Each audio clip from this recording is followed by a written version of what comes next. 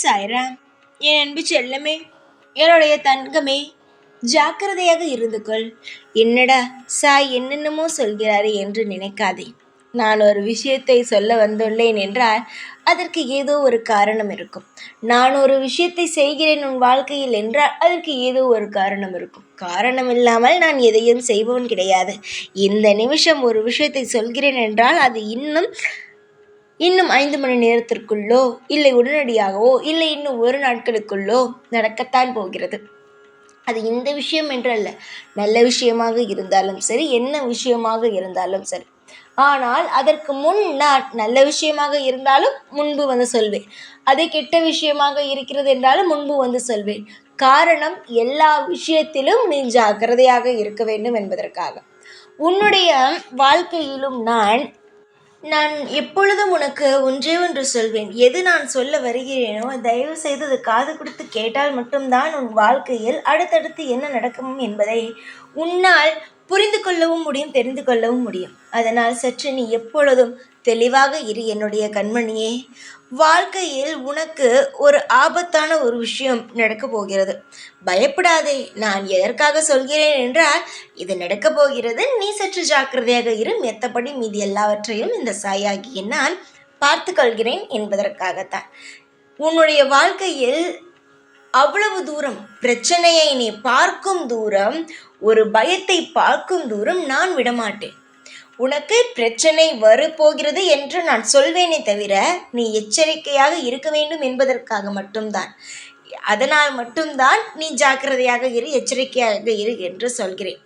மற்றபடி உன்னிடம் எந்த ஒரு பிரச்சனையும் நான் நெருங்கக்கூட விடமாட்டேன். அது உனக்கு தெரியாமலேயே அந்த பிரச்சனை அனைத்தையும் முடித்து வைத்து விடுவேன்.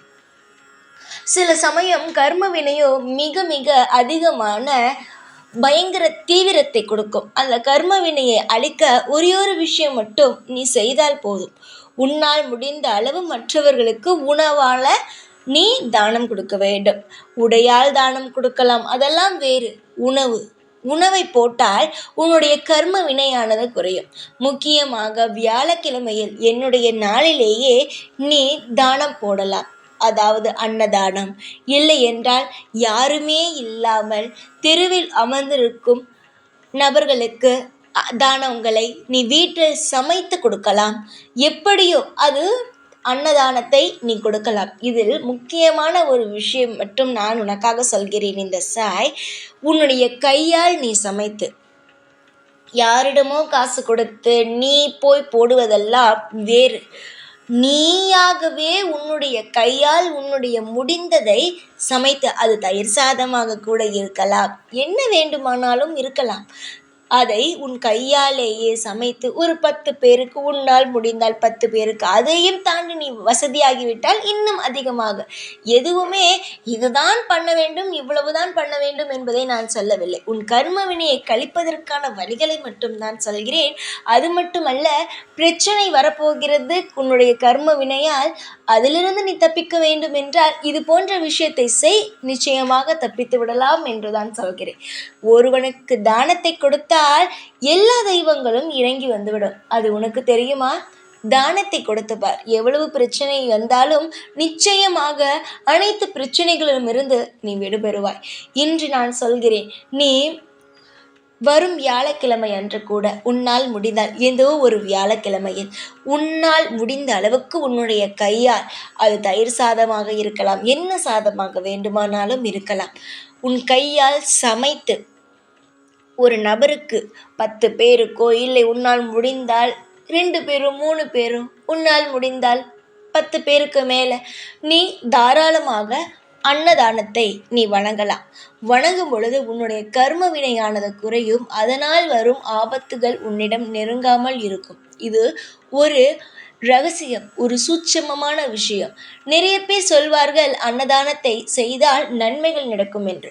நன்மைகள் நடக்கும், ஆனால் அதையும் தாண்டி கர்மவினையினான பலன்களானது, கர்மவினை உனக்கு ஏற்பட வைத்திருக்கும் ஆபத்திலிருந்து நிச்சயமாக சத்தியமாக உன்னுடைய வாழ்க்கையில் உன்னுடைய அன்னதானமானது உன்னை காப்பாற்றும். எத்தனையோ பேர் பசியால் துடிக்கிறார்கள். அவர்களுக்கு போட்டால் உன் வாழ்க்கையில் நீ எந்த அளவு கர்ம வினையால் துடித்து கொண்டு இருக்கிறாயோ, நிச்சயமாகவே அந்த எந்த அளவு நீ உன் வாழ்க்கையில் கர்ம வினையால் துடிக்கிறாயோ அந்த அளவு உன் வாழ்க்கையில் பிரச்சனைகளை நீக்கி நானே தருவேன். இது ஒரு சூட்சமமான வழி. நம்பிக்கை இருந்தால் உன் வாழ்க்கையில் நீ செய்யலாம். நம்பிக்கை இல்லை என்றால் நான் உன்னை ஒன்றும் எப்பொழுதும் வற்புறுத்தப் போவதே கிடையாது. எப்பொழுதும் ஒரு விஷயத்திலிருந்து காப்பாற்ற வேண்டும், நீ தப்பிக்க வேண்டும் என்றால் ஒரு விஷயத்தை செய்துதான் ஆக வேண்டும். உதாரணத்திற்கு, ஒரு கதவு சாத்தப்பட்டால் ஒரு கதவு திறக்கப்படும்.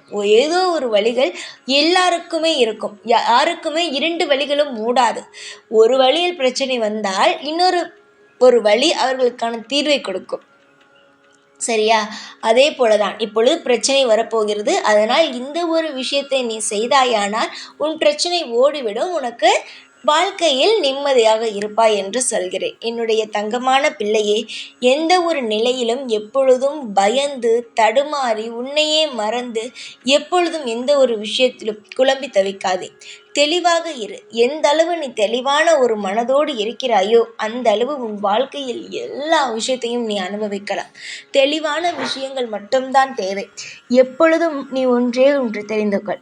எந்த அளவு நீ அமைதியோடு வாழ்க்கையில் நிம்மதியோடு இருக்கிறாயோ, நிச்சயம் உன்னை சுற்றி நல்லது மட்டும்தான் நடக்கும். அதுவே நீ சற்று குழம்பி விட்டாய் என்றால் வைத்துக்கொள், 4 பேர் உன்னுடைய வாழ்க்கையிலும் புகுந்து அதை குழப்பி விட்டு உன்னுடைய வாழ்க்கையில் தவறான விஷயங்களை செய்யத்தான் பார்ப்பார்கள்.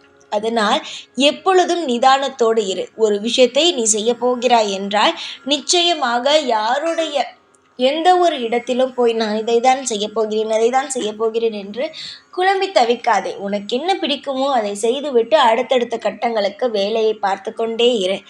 நான் இருப்பேன், என்னாலும் இருப்பேன். இப்பொழுது எப்படி உன்னுடைய வாழ்க்கையில் ஒரு பிரச்சனை வரப்போகிறது, அதிலிருந்து நான் உன்னை காப்பாற்ற வேண்டும் என்று நினைக்கிறேனோ அதே போல எல்லா இடத்திலும் நான் உன்னை காப்பாற்றுவேன்.